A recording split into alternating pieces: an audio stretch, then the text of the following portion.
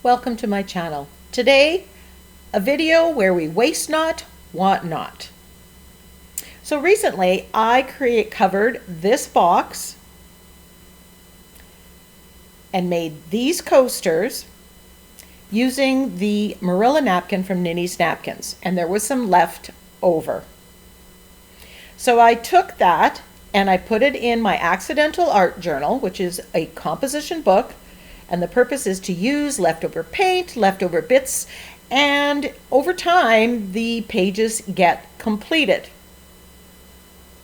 So here I'm just taking the leftover pieces of the napkin and gluing it down onto the gessoed page in this composition book.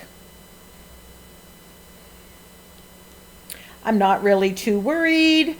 I'm just kind of spreading out the colors a little bit. Now this napkin has a dark blue background and it has the pinks and purples and greens. I'll put a link to the video where I created the other two projects. But let's get on with this one. So I spread a little bit of gesso to lighten it up and knock back some of the blue background. Once the gesso was dry, what you see me doing here is taking the alizarin crimson and the purple, which are both colors that were in the napkin, and going over top of the gesso. This changes the feel, but I've used the napkin as a jump start to my color scheme. So I'm just letting that dry. And then I'm going to do some stenciling. This is adding some visual texture and some patterning. This stencil, one of my fast new favorites, is called Knitted Stitch, and it's from the Crafter's Workshop. And you can get those stencils either at Ninny's Napkins or at TCW. There are links to both down below. I like this stencil for the size of it. It's a nice smaller scale. Now I'm coming in with Petal Splash, another new one from the Crafter's Workshop, and adding a little bit of a flower motif. I'm doing both of these with white acrylic paint, and that's really lightening the page. When you looked at those projects that I created with the napkin, it was very dark. And this page is going to have a lighter, airier feel because I've added the white to it. But basically, it's the same color scheme. Once that's completely dry, I'm using my black archival ink and my Elegant Script from the Crafter's, or Elegant Script Darkroom Door, and I believe that's available at Ninny's Napkins. And I'm stamping some script in the black archival ink. I use archival ink because it's permanent when dry, just like the acrylic paint. This is adding a very fine motif to our background. Just a little bit of added interest. Look at all that loveliness. The colors, the textures. Because I collage paper, you've got the texture of that. And that's what you want. You want texture, pattern, color. So I'm using this circle template and using a makeup sponge, I'm applying it right through the template. If you don't have this template, although I do recommend getting it because I've used it so many times and for so many purposes, just makes it easier. You can make your own or trace circles.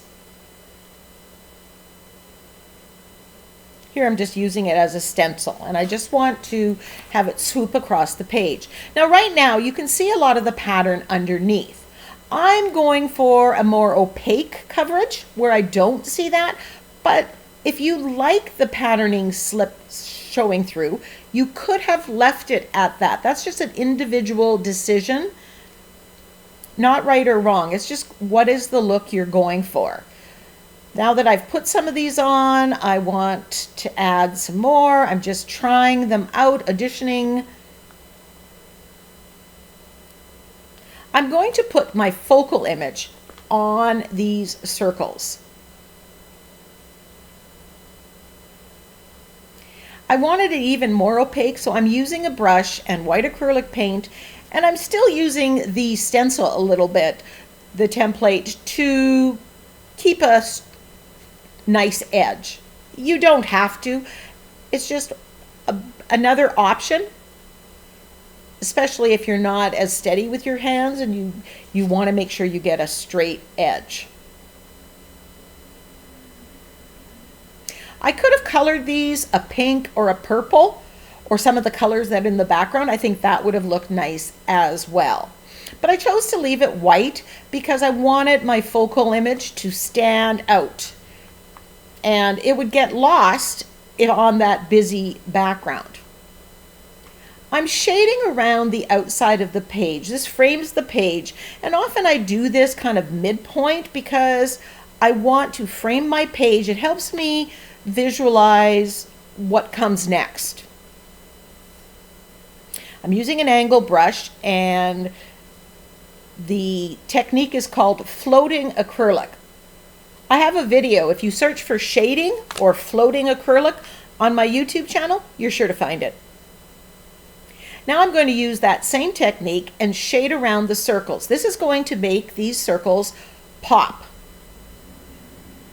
It defines the circles and it pushes them up from the background. So I'm going on top of the circle and then on the background on the outside of the circle. And I'm using black paint here.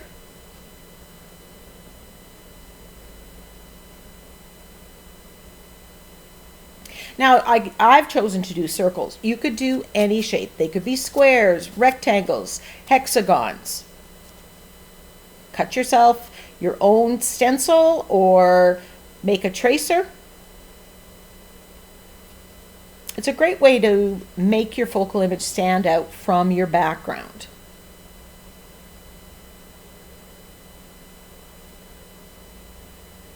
So here I'm going on the outside, on the background, and then you saw me do it on top of the circles.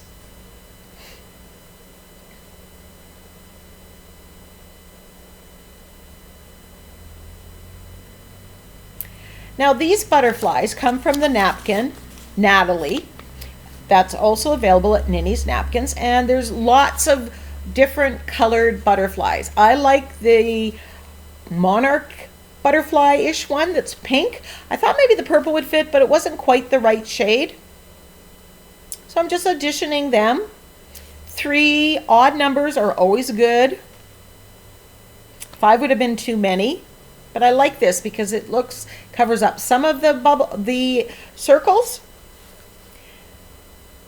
Now in order to keep the colors bright and make sure that the background doesn't come through, I'm gluing them down with my fluid matte medium onto just a piece of scrap copy paper. I use packing slips and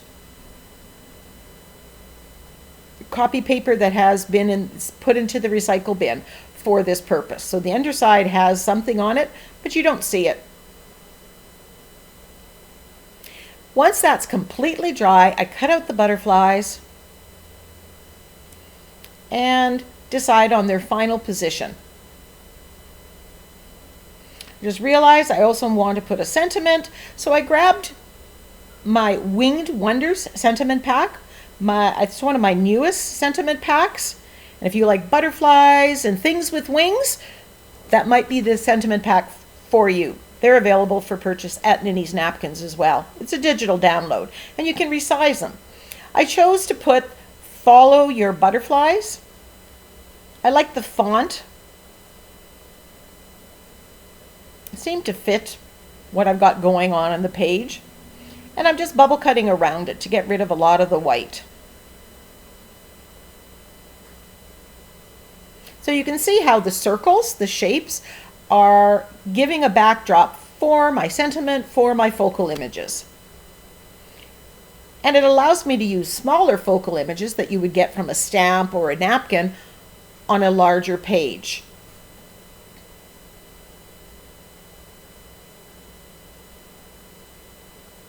Sometimes it's hard to find large images.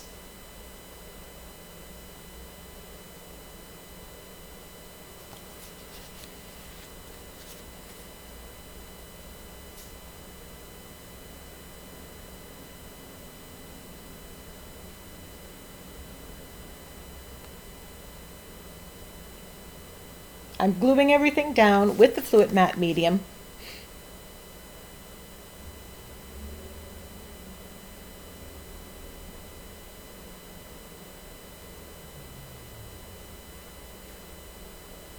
I'm just loving how this page turns out. And you know, we started with something that was going to end up in the garbage.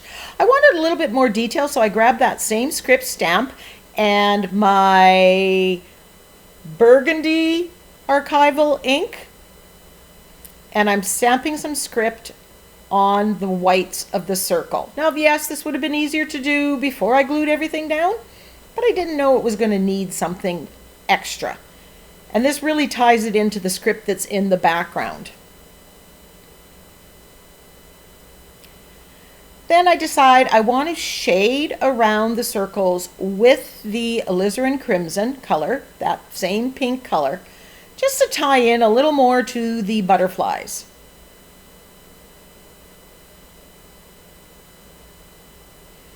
And I really like the way this all came together.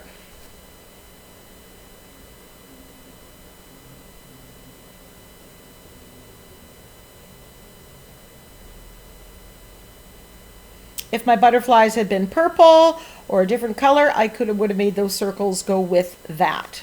But you want the background, the focal image, your shading, your detailing to all work together.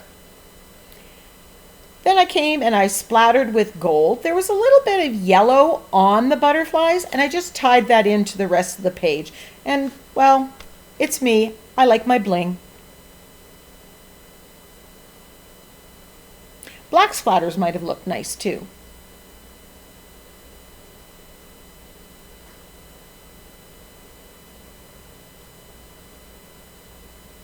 And there we have the finished page. I hope you like it as much as I do. Take a look at the close-ups that are coming. Until next time, go get creative.